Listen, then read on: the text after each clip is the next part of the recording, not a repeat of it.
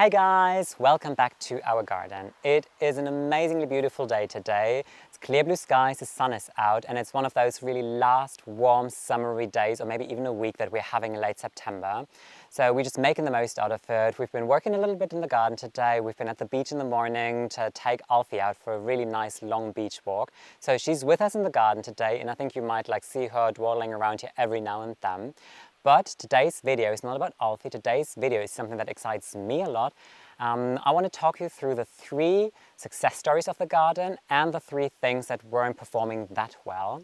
And what is so exciting about it is as I walk you through the 3 things that weren't working out so well, these are going to be our future projects to come. I'm not going to tackle it in today's video because some of them are definitely bigger projects. But it's, I think, something interesting because a garden is something that's always evolving, and you see even though on Instagram everything always looks nice and pristine and glorious, but of course I just show you those areas of the garden that I'm happy with and confident that I love, but there are these areas that are not doing so well, and I want to work on those in the future. So let's start the video. So the first problem that we need to tackle next year, not a big surprise I suppose, is of course the lawn. I've talked you through already a little bit in one of my previous videos, and if you follow me on Instagram you also hear me kind of complaining about the situation a little bit. I'll do it, I know it. But we have a major problem with the mole. It's been going on for a couple of years, but this year's been really bad, and I'm standing kind of in the mid area of the garden. So in your back there's actually the driveway, and to your left there is our lower terrace, or kind of a deck terrace, and we always get to see this area. Whenever we arrive home we see it, so this is kind of an important area for lawn and for everything. And what you can see definitely on the video, I think, is that there's so much dirt already. We've had so many piles from the mole here, and what happened is that the lawn just started to sink in some areas, so it's really wavy and not looking good and clean at all anymore. So what we want to do basically is to strip off the entire turf, probably next spring. Fingers crossed it's going to happen next spring. And also take the opportunity to reshape the flower beds a little bit, because when we anyways remove the entire lawn, what we can do is just refine a little bit the edges and the shape of some of the flower beds, because those flower beds here were some of the first ones that we ever did basically in the garden. And if I just walk around a little bit here, you can see that there's just a tiny strip in between the driveway, which is just there, and the lawn. So what we want to do is just take it out a little further, maybe just half a meter or so, and then have a gently, just a gentle, nice big curve coming out, and not these narrow curves. Because problem number 1 is it's not easy when you cut the grass with a mower. It's really a little complicated. The second thing is that as the garden progressed, we kind of have the flower beds all going these big curves and swerves, and not these tiny structures that we find here. So I think it would be better and more cohesive if we just change it so it just feels more organic with the rest of the garden. How we're going to tackle the lawn basically is in the spring, remove the entire turf, get a special mesh on the ground, which is something that should not work against the mole, but what happens is you cover the entire ground with that mesh, put fresh soil on top of it, and then we're going to sow grass. And just by the weight of the extra soil that we put on top of it, and by the grass rooting into the mesh and into the ground, the mole in theory should not be able to come through it anymore and push out of it. So we're just going to start with this area here and see how it works before we're going to do the entire garden, because the front garden is actually also crying out for a big lawn makeover. In the front garden we have a mole, we have vowels, and we have tons and tons of weeds. But we thought just focus on one area first before we do everything and then it doesn't work out, because it is going to be a big project. Then the second thing that wasn't working out so well is a little unfortunate, because it's something that we got to see as well every single day when we come here. So this is the front of the island bed with the 2 walnut trees in there. And as you can see, the left side where I got the sedums, which is full of butterflies and bumblebees and bees at the moment, they're looking really beautiful. I've got some grasses in there, the roses are nice. But then on that side here, I put some pennisetum, and there's a variety called Hamel. And you can see it's not even looking lukewarm, it's basically drying off and just really looking terrible. So for the first couple of years I had lavender in here, and it looked nice for 2 years. And then we had like really wet winters, and what happened is that I think the moisture of the winter just really hit the lavender harsh. A couple plants started dying back, so I was like, okay, just remove all of them.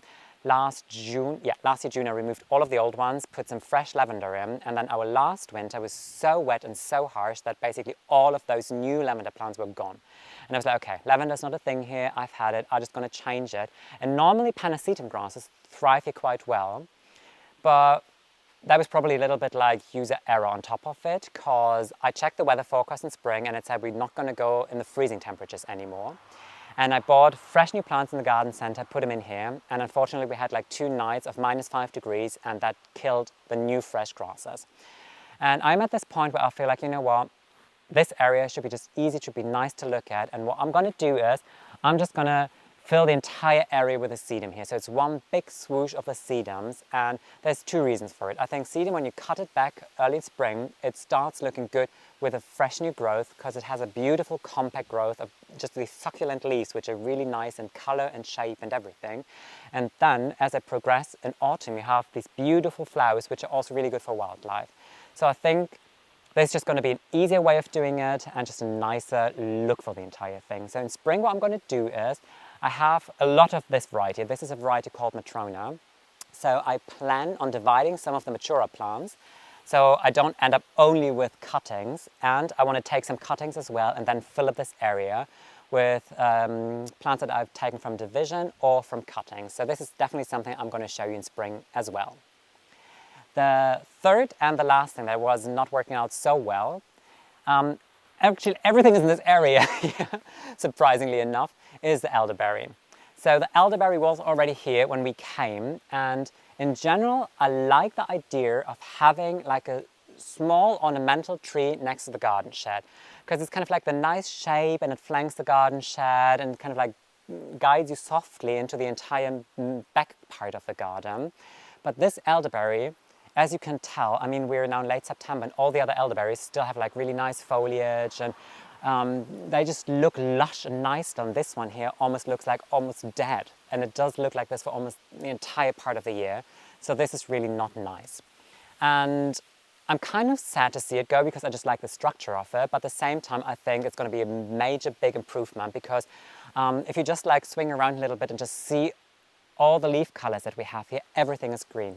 Literally everything is green. We have the elderberry, we have an apple tree, we have a lilac.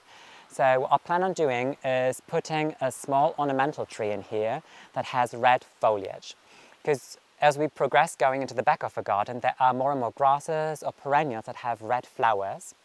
And I think it would be just a nice addition to have one ornamental tree that has a dark red plum color foliage just as an interest, and I think it will also be a lovely backdrop for our light grey garden shed.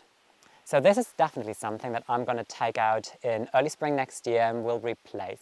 I'm thinking about maybe putting in a prunus, because it has beautiful flowers and then has really nice darkly foliage. But if you have a really interesting suggestion for me, I'd be very happy if you just share it with me in the comment section. I don't want a big tree, I want something that goes up to this height basically. Even if I need to cut it, I'm fine with that. But nothing that grows like, I don't know, 5 meters tall. So really just a nice, cute ornamental tree, preferably with beautiful blossoms in spring. We're in the back garden now, and this is definitely one of my personal success stories for this year. This is the brand new perennial border that you can see in my back, and this is something that I started planning out, I think 1.5 years ago in winter. And we started taking out the turf pretty much a year ago. We started with prepared the soil, put in all of the edging and everything, and I planted everything that you can see in here pretty much in, I think, late April, early May. And I'm really happy with it. If you look at it, I think everything already looks like well grown together, and what makes me really happy is like I had this idea of combining these pinkish red colors together with light violets and really purple tones, and then like also these bronzy textures of the grasses. And I personally think it's just a nice combination of color, which excites me personally, and also of textures, because you have these like spiky textures of the bistorta here, But then you got these daisy-like flowers, like in the asters, for example, or we also had it in the helenium, which have gone over now, of course. And then the grasses, as they mature, we will have this beautiful, like light, airy drift of grass, like really waving in the wind. So this is an area that generally makes me really happy, and I think I could learn from it because as I progress with new flower beds in the back of a garden, I know what works well here and what I want to do and how I want to continue. So I hear Alfie already, I don't know, she's somewhere in there because I can see the flowers moving. Let's see, maybe I'll get her out in a second.